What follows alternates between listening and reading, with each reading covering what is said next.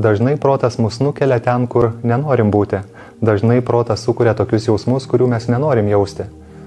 Kodėl? Todėl, kad mes pilnai negalim sąlygoti to proceso. Mes nesam protas. Šitam gyvenimegi nėra nieko, ką mums pavyktų išlaikyti.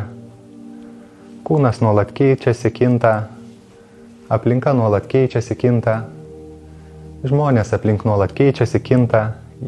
Jei nepasitraukia iš mūsų gyvenimo, tai charakteris jų keičiasi, jų elgesys keičiasi, ryšys su jais keičiasi nuolat. Ir kai ateina neišvengiamai paskutinė gyvenimo diena, kas tada iš tikrųjų yra svarbu? Kas tada iš tikrųjų yra tai, ką aš galiu atsiremti?